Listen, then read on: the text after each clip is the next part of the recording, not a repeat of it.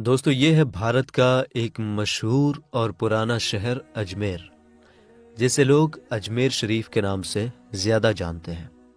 اس کی وجہ یہ ہے کہ یہاں بھارت کے سب سے بڑے صوفی بزرگ، سب سے بڑے صوفی سنت حضرت خواجہ معین الدین چشتی اجمیری رحمۃ اللہ علیہ کی درگاہ ہے۔ یہ درگاہ 50، 100 یا 200 سال پرانی نہیں ہے، بلکہ لگ بھگ 800 سے 900 سال پرانی ہے۔ یہ خاص جگہ نہ صرف مسلمانوں کے لیے بلکہ ہندو اور دوسرے دھرموں کے لوگوں کے لیے بھی بہت ہی احترام کے قابل ہے۔ اگر آپ اجمیر جائیں اور اس درگاہ پر پہنچیں تو دیکھیں گے کہ یہاں جتنے مسلمان آتے ہیں اتنی ہی بڑی تعداد میں، اتنی ہی بڑی سنکھیا میں ہندو اور دوسرے دھرموں کے لوگ بھی آتے ہیں۔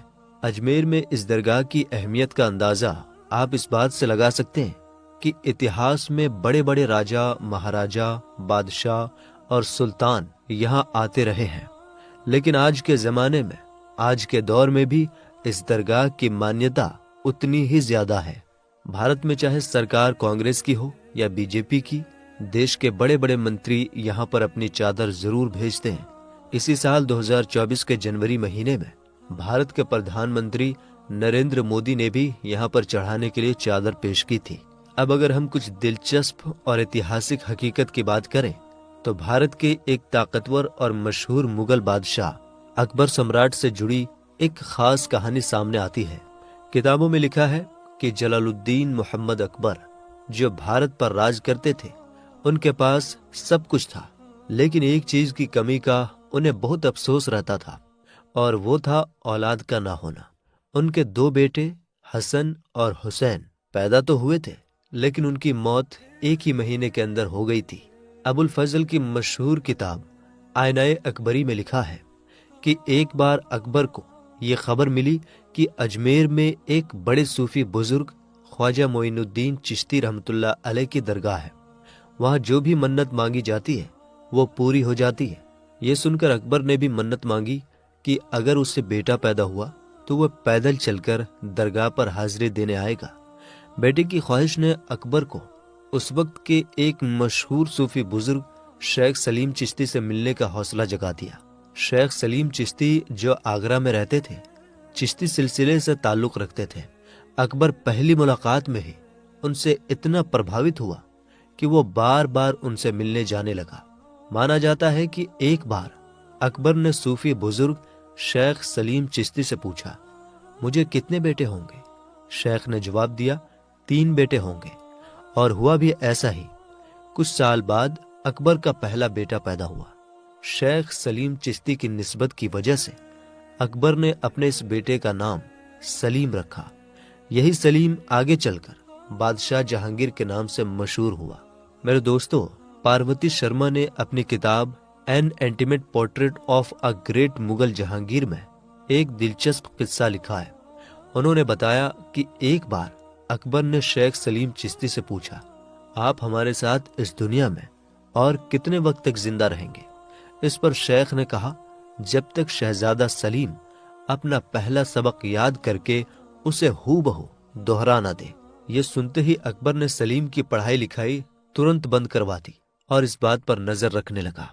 لیکن اچانک ایک دن سلیم نے کچھ سنا اور اسے ویسے ہی دوہرا دیا۔ اس کے بعد شیخ سلیم چشتی کی طبیعت خراب ہونی شروع ہو گئی اور کچھ دنوں میں انہوں نے اس دنیا کو الوداع کہہ دیا۔ شیخ سلیم چشتی کی وفات کے بعد بھی اکبر نے اجمیر شریف جانا بند نہیں کیا، بلکہ وہ مسلسل لگاتار وہاں جاتا رہا اور درگاہ کے لیے خوب سارا ڈونیشن وغیرہ بھی دیتا رہا۔ اب اگر ہم خواجہ غریب نواز رحمۃ اللہ علیہ کی زندگی پر نظر ڈالیں، جن کی درگاہ اجمیر شریف میں ہے، تو اتہاس بتاتا ہے کہ ان کی پیدائش 1141 عیسوی کے قریب ایران کے سیستان شہر میں ہوئی تھی۔ بہت کم عمر میں ان کے والدین یعنی ماں باپ کا وصال ہو گیا۔ اس کے بعد خواجہ معین الدین چشتی صوفی ازم یعنی صوفی زندگی سے بہت پربھاوت ہو گئے۔ بعد میں انہوں نے بخارا کا سفر کیا، جو اس وقت دنیا کا ایک بڑا ویاپارک کیندر تھا۔ آج کے وقت میں یہ شہر ازبکستان میں ہے۔ یہاں پر ان کی ملاقات چشتی سلسلے کے صوفی بزرگ حضرت خواجہ عثمان ہارونی سے ہوئی۔ یہ خواجہ معین الدین چشتی کے سب سے بڑے استاد یعنی ٹیچر بنے۔ دونوں نے ساتھ میں مکہ اور مدینہ کا سفر بھی کیا۔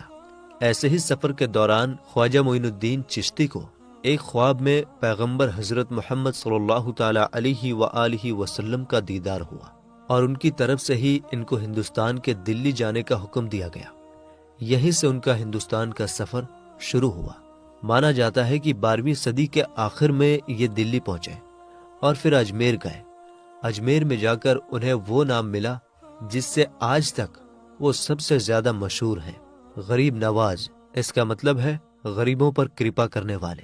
اتہاس کی کتابوں سے صاف پتہ چلتا ہے کہ حضرت خواجہ معین الدین چشتی رحمۃ اللہ علیہ کا ایسا اثر تھا کہ جو بھی ان سے ایک بار مل لیتا وہ ان کا دیوانہ ہو جاتا۔ دھیرے دھیرے ان کا پربھاؤ اتنا بڑھ گیا کہ دور دور سے لوگ صرف ان کی باتیں سننے کے لیے سفر کر کے آنے لگے۔ اس دور میں جب ٹیکنالوجی کا کوئی نام و نشان نہیں تھا، ان کا نام بھارت کے بڑے بڑے شہروں میں مشہور ہو گیا تھا۔ 1236 کے آس پاس جب خواجہ غریب نواز اس دنیا سے رخصت ہوئے تو اجمیر میں ہی ان کی مبارک قبر بنائی گئی۔ بعد میں یہی مبارک قبر دھیرے دھیرے درگاہ کا روپ لیتی گئی، جسے ہم آج دیکھتے ہیں۔ ہسٹوریکل سورسز بتاتے ہیں کہ شروعات میں یہ مقبرہ ایک معمولی سا اسٹرکچر تھا، مگر جیسے جیسے دور گزرا اور الگ الگ حکومتیں آئیں اور ان کا ان سے لگاؤ ہوتا رہا، ویسے ویسے انہوں نے اب یہاں پر نیا نیا نرمان کروانا شروع کر دیا۔ مانڈو کے محمود خلجی نے یہاں ایک مسجد بنوائی۔ پھر مغل بادشاہوں کا دور آیا جن کا اجمیر شریف سے گہرا رشتہ تھا۔ شاہجہاں کے 2 بچے جہاں آرا اور دارا شکوہ کی پیدائش بھی اجمیر میں ہوئی تھی۔ جہاں آرا کو خواجہ غریب نواز سے اتنی محبت تھی کہ انہوں نے ان کی بایوگرافی بھی لکھی۔ پرانے دور کے تغلق شاسک شیر شاہ سوری اور بعد میں حیدرآباد کے نظام، سبھی کا اجمیر شریف سے گہرا رشتہ رہا۔ 1911 میں جب انگلینڈ کے راجہ جارج V کی دلی میں تاج پوشی ہوئی تو ان کی رانی میری اجمیر شریف کی درگاہ پر آئی۔ انہوں نے درگاہ کی ایک ٹنکی کی مرمت کے لیے 1500 دان دیے۔ آج بھی اس ٹنکی کو وکٹوریا ٹینک کے نام سے جانا جاتا ہے۔ اگر آپ اجمیر کی اس درگاہ پر جائیں گے تو وہاں آپ دیکھیں گے کہ خواجہ معین الدین چشتی اجمیری رحمۃ اللہ علیہ کی قبر کے ساتھ ساتھ ان کے پریوار کے 8 اور لوگوں کی قبریں بھی موجود ہیں۔ یہاں ایک مسجد بھی ہے جسے اکبری مسجد کہا جاتا ہے۔